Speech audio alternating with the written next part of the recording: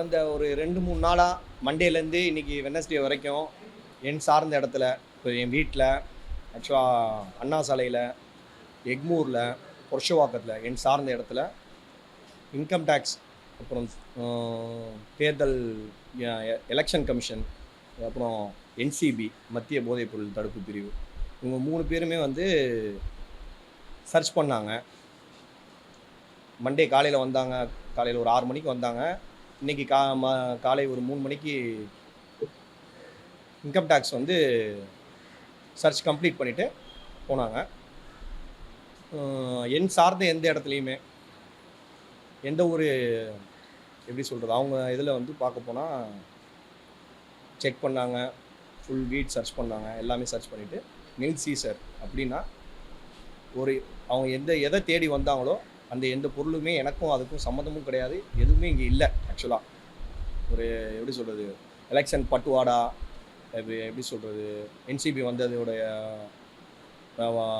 Drugs சம்மந்தப்பட்டமாக வந்தாங்க. சரி அவங்களும் சர்ச் பண்ணிவிட்டு அவங்கள செக் பண்ணிவிட்டு என்ன பண்ணாங்க, நீல் சீசர் அதான் எதுவும் இல்லை மகசர் கொடுத்துட்டு போனாங்க. அதுக்கப்புறம் இன்கம் டேக்ஸ் செக் பண்ணாங்க, கேள்விகள் கேட்டாங்க. கடந்த ஒரு லாஸ்ட் ஒரு 15 இயர்ஸாக இன்கம் டேக்ஸனுடைய ரிட்டர்ன் டீட்டெயில் ஆல்ரெடி ஒரு 6 மாதத்துக்கு முன்னாடி இன்கம் டேக்ஸ் வந்திருந்தாங்க. இது ஆக்சுவலாக இன்றைக்கி தேர்தல் நேரன்றதுனால இப்போ உங்களுக்கு தெரிய வருதுன்னு நினைக்கிறேன். 6 மாதத்துக்கு முன்னாடி எனக்கு இன்கம் டேக்ஸ் ரிலேட்டடாக நோட்டீஸ் கொடுத்துருந்தாங்க. நான் வெளியே வந்ததுக்கப்புறம் அது ரிலேட்டடாக என்னோட ஆடிட்டரும் அட்வொகேட்ஸ் டீமும் ஃபாலோ பண்ணியிருந்தாங்க. அதுக்கு நாங்கள் ரிப்ளை கொடுத்துருந்தோம், ஃபாலோ பண்ணிட்டு இருந்தாங்க. திரும்பி அதுக்கப்புறம் இப்போ சடனாக வரதுக்கு என்ன காரணன்றது தெரியல. எலெக்ஷன் டைமில் ஆக்சுவலாக வந்தாங்க, ஆனால் செக் பண்ணாங்க, வெரிஃபிகேஷன் பண்ணாங்க, கேள்விகள் கேட்டாங்க, பதில் சொன்னோம், நானும் சொன்னோம், என் சகோதரரும் சொன்னார். மற்ற எல்லா டீட்டெயிலும் கேட்டாங்க, எல்லாத்துக்கும் விளக்கம் கொடுத்துருக்கோம். அவங்க எல்லாமே கொடுத்துட்டு சரின்னு சொல்லிட்டு நேற்று கம்ப்ளீட் பண்ணிவிட்டு போயிருக்காங்க. என்சிபி வந்தாங்க, என்சிபி செக் பண்ணிட்டு போயிடுவாங்க. எலெக்ஷன் கமிஷன் வந்தாங்க, எலெக்ஷன் கமிஷன் வந்துட்டு செக் பண்ணிவிட்டு எதுவுமே அவங்க இங்கே எதுவுமே இல்லை, எந்த பட்டுவாடா இல்லை. அவங்க என்னமோ அந்த நியூஸில் நானும் பார்த்தேன், இந்த காலையில் தான் இப்போ தான் நியூஸ்லாம் பார்த்தேன். அது என் வீட்டிலேருந்து அந்த பொருள் எடுத்தாங்க, 900 கோடி வந்துச்சு, 1000 கோடி வந்துச்சு. இங்கே என்ன நடந்துச்சுன்ற நிகழ்வுக்கு உங்களுக்கு ரிப்ளை கொடுத்துறேன், பார்த்துருக்கீங்க சரிங்களா. என் சார்ந்த எந்த இடத்துலையுமே நான் ஓப்பனாக சொல்கிறேன், எந்த ஒரு அவங்க எதிர்பார்த்த எந்த ஒரு இதுவுமே இல்லை. நீங்களா மீடியாவில் பை சான்ஸ் இப்போ சம் மீடியான்னு கூட சொல்லக்கூடாது, சம் மீடியாஸ் அது கிடச்சிச்சு இது கிடச்சிச்சுன்றத தகவலாக வெளியே சொல்கிறது சரியாக இருக்குமான்றது தெரியல. அது எப்படி சொல்கிறது, என்ன நடந்துச்சோ நடந்ததை சொல்லுங்கள் ஃபஸ்ட்டு. இப்போ என்ன நடந்துச்சு இன்றைக்கி இல்லை, நடந்ததுக்கப்புறமா இப்போ நான் அன்னைக்கு நீங்கள் கேட்கும் போது நான் இல்லை, என் சார்ந்த ஆட்கள் இல்லை, அதனால் நீங்கள் சொல்கிறதுல கூட நீங்கள் ப்ளஸ் ஆர் மைனஸ் உங்களுக்கு பதில் வராமல் இருக்கலாம். இப்போ நடந்து முடிஞ்சதுக்கப்புறம் சொல்கிறதுல கூட ஒரு கரெக்டாக இருந்திருக்கும். நீங்கள் பாட்டுக்கு என்ன சொல்கிறது எதோ வந்து சொல்கிறீங்க, என்ன இருக்குன்றதே இங்கே தெரியாமல் பேசிட்டு எனக்கும் கஷ்டமாக இருக்குது, எல்லாத்துக்கும் கஷ்டமாக இருக்குது, எனக்கும் ஃபேமிலி இருக்குது, எல்லாருக்கும் எல்லாமே இருக்குது. திரும்பி அரசியல் நோக்கத்தோடு திரும்பி உள்ளே வந்து என்ன செக் பண்ணீங்க, என்ன பண்ணாலும் என்கிட்ட என்ன இருக்கோ நான் அதை தான் வச்சுருக்க போகிறேன். எதையும் மாற்றவும் போகிறதில்ல, மறைக்கவும் போகிறதில்ல.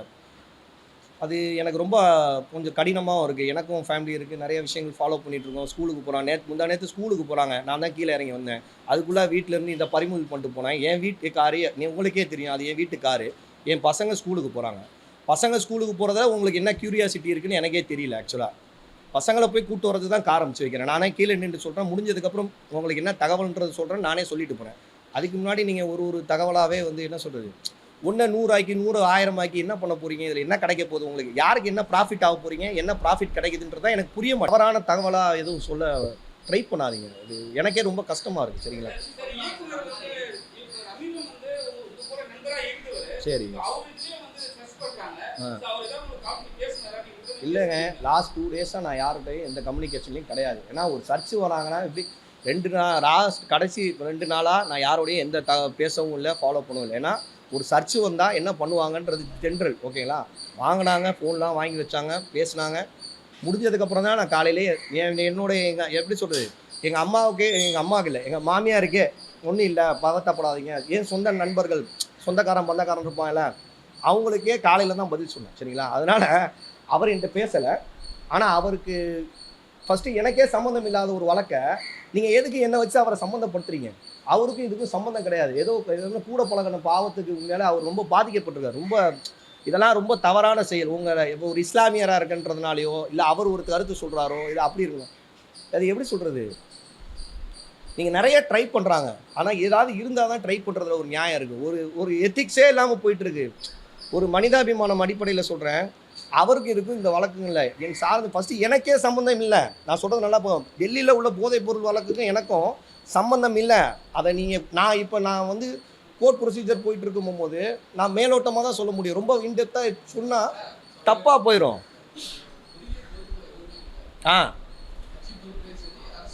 சரி, ஓகே, சரி.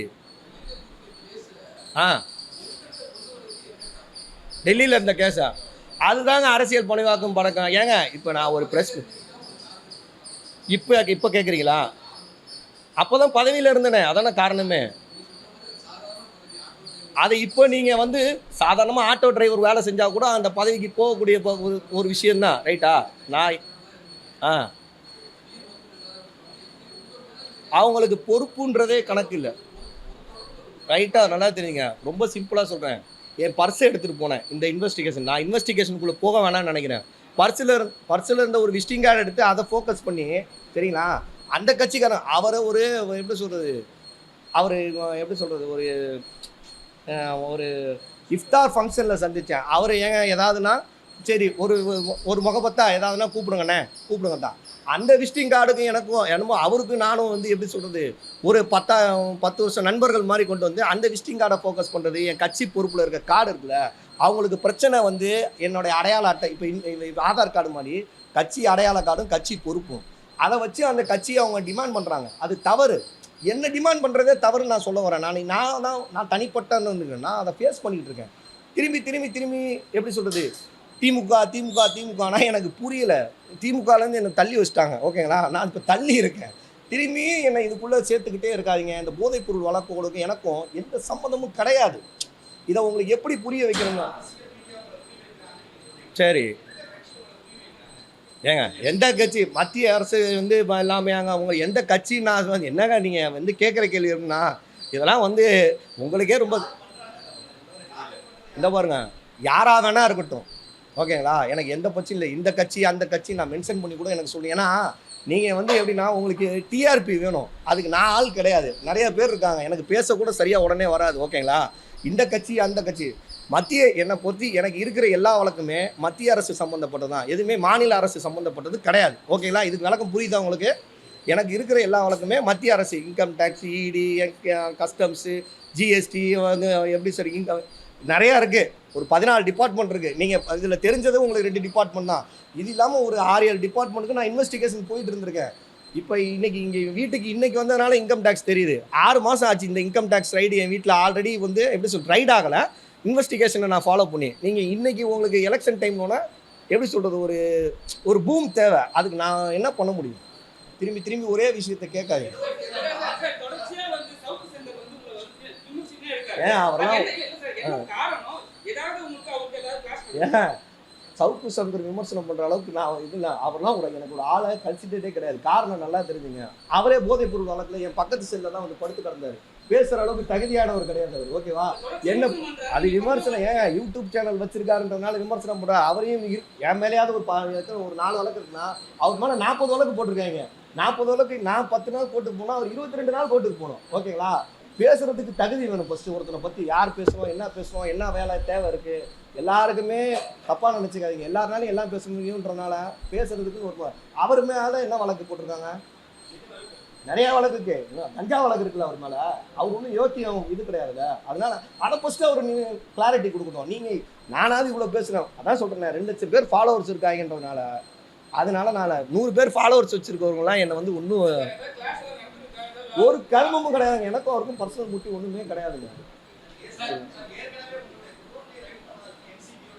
ஏங்க என் குடோனுன்றதுக்கு இதான் இப்போ தான் இதெல்லாம் வந்து இந்த வழக்கு அதுதாங்க சொன்னது தாங்க.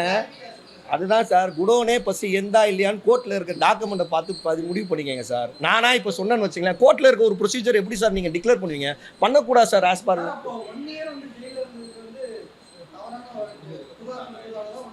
அந்த முதல் காரணமே 1 இயர் இல்லைங்க, 459 நாள் உள்ள இருந்தேன். நீங்கள் அதுவே கம்மியாக சொல்கிறீங்க. ஒரு வழக்கில் 129 நாள் இருந்தேன், ஒரு வழக்கில் வந்து 219 நாள் இருந்தேன். மொத்தம் 419 நாள் உள்ளே இருந்திருக்கேன், ஓகேங்களா? என்ன கடைசியில் நாளைக்கு இந்த வழக்கு முடிய போகும்போது எல்லாமே முடிஞ்சிருச்சுன்னு சொன்னதுக்கப்புறம் எனக்கு மானியம் இருந்தால் தான் சொல்கிறேன். ஒரு ஒன்றும் வழங்க ஒன்றும் யூஸ் இல்லை. சண்டை போட்டு என்ன பண்ண போகிறோம்? கடைசியில் என்ன பண்ணோம்? இன்றைக்கி என்னை வச்சு யூஸ் பண்ணாங்க, பண்ணி முடிச்சிட்டாங்க. நான் தேவையில்லைன்ற மாதிரி இந்த வழக்கு முடிஞ்சோன்னு முடிச்சிட்டாங்க.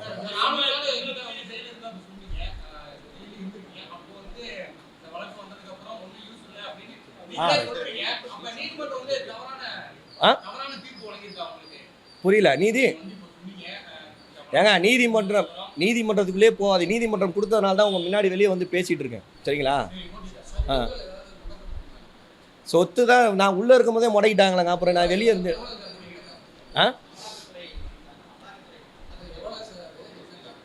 Court procedure போயிட்டுருங்க. இரு ஒரு நிமிஷத்தில். இப்போ நீங்கள் என்னமோ அதையே நீங்கள் தான் நியூஸ் போட்டிருக்கீங்க. எவ்வளோ முடக்கியிருக்காங்க எனக்கு தெரிஞ்சு. நான் ஒன்று சொல்லவா? எனக்கு என்ன சொத்து இருக்குன்னு என்னோட ஜாஸ்தியாக உங்கள் எல்லாத்துக்கும் தெரியும். ஓகேங்களா?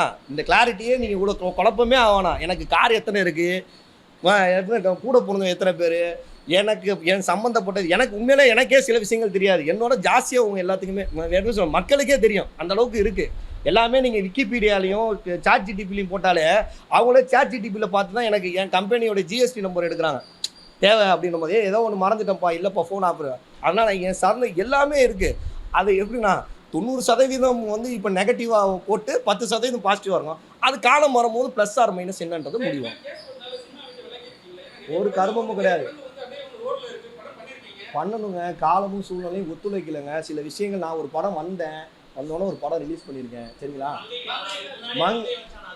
மங்கை இல்லைங்க, இன்னும் சென்சார் கொடுத்துருக்கோங்க. சென்சார் பண்ணி வந்துருச்சு. டைம் வேணும் எல்லாத்துக்குமே. எனக்கு ஃபஸ்ட்டு கோர்ட் ப்ரொசீஜர் நிறையா ஃபாலோ பண்ணிட்டு இருக்கேன். சரிங்களா?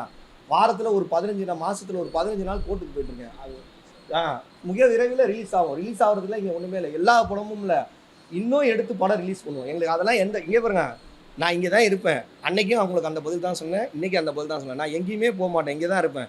எல்லாமே சரியாகவும் ஸ்மூவாகவும் நீதிமன்றம் தீர்ப்பு வரும்போது பாருங்கள் சார். முடிஞ்சு இந்த இன்கம் டேக்ஸ் அது ரிலேட்டடாக கேளுங்க. திரும்பி கேஸுக்குள்ளேயே போய் உங்கள் க்யூரியாசிட்டிக்கு என்ன ஆளாக்காதீங்க சார். நான் ரொம்ப பாவம் சார், என்னை புரிஞ்சுக்குங்க. ஏங்க ரிலீஸ் ஆகாது? அது ஏங்க அது அந்த சூழல் வரும்போது அது கரெக்டாக இருந்தால் அவர் பண்ண போகிறாருங்க. அந்த சூழல் வரணுங்க. இப்போ என்னால் அவர் நிறைய பாதிக்கப்பட்டிருக்காரு. பேசிட்டு தாங்க இருக்கோம். அதெல்லாம் நீங்களாம் ஒன்று நினச்சிட்டு இருக்காரு. பேசிகிட்டு இருக்குன்னா அவருக்கும் ஒரு இது இருக்குது. நாங்கள் பேசிட்டு தான் இருக்கோம். அதனால் நீங்கள் நினைக்கிறதே கிடையாதுங்க. இந்த வெளி உலகம் நினைக்கிறதுக்கு இங்கே சம்மந்தமே கிடையாது. இல்லைங்க, முடிஞ்சிச்சின்னு க்ளீன் டீட்டெயில் கொடுத்துட்டு கிளம்பி போயிட்டாங்க. ஜீரோ. அது எப்படின்னா எப்படி சொல்கிறது, என்கிட்ட இருந்து என் சார்ந்த எந்த இடத்துலையுமே எதுவுமே இல்லை. எந்த தேர்தல் பட்டுவாடாவும் நடக்கலை. எனக்கும் எதனால எப்படி சொல்கிறது, எனக்கு எப்படி சொல்கிறது, என் வீட்டில் எதுவும் இல்லை, என்னோட சார்ந்த இடத்துல எதுவுமே இல்லை. எல்லாத்தையுமே என் ஃபோன் மட்டும் வாங்கினாங்க, திரும்பி கொடுத்துட்டாங்க. சரி, அதெல்லாம் எதுவுமே சார், அதெல்லாம் வந்தால் கொடுத்தா போவோம் சார். அதெல்லாம் இட்ஸ் அ லீகல். ஓகேங்களா? சம்மன் வந்தால் போகிறதுன்றது ப்ரொசீஜர். ஒரே ஒரு வாட்டி ஒரு சம்மன் கொடுத்துட்டு நான் அன்றைக்கி என்ன சூழ்நிலை இருந்தேன்னு உங்களுக்கு தெரியாது. இந்த பூனைக்குட்டி கதை வரைக்கும் கொண்டு வந்தீங்க, பிரோஜனமே கிடையாது. பாவம், இப்போ அந்த பூனையும் செத்து போச்சு. என்ன பண்ண போறீங்க? சரிங்களா? என்ன சாவடிக்காதீங்க. அது உங்களுக்கு இப்போ அது பர்சனல் இது, அது ஃபண்டமெண்டல் ரைட்ஸ். அது ஃபண்டமெண்டல் ரைட்ஸ். அதாங்க வேண்டாங்க. அதுக்கு நான் இங்கே இன்கம் டேக்ஸ் வரைக்கும் இந்த நடந்த நிகழ்வுக்கும் சரி ஏங்க காலை முடிவு பண்ணுங்க. நான் முடிவு பண்ண வேண்டியதில்லை. என் வாழ்க்கையே நான் முடிவு பண்ண மாதிரி நடக்க மாட்டேங்குதுங்க. காலை முடிவு பண்ண மாதிரி இப்போ நான் ஓட பழகிட்டேங்க.